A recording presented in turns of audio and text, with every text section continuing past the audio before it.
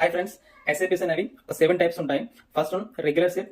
Regular SIP ఏంటంటే monthly ఒక fixed amount 5,000 కానీ 10,000 కానీ నెలకి కట్టడాన్ని రెగ్యులర్ సిప్ అంటారు.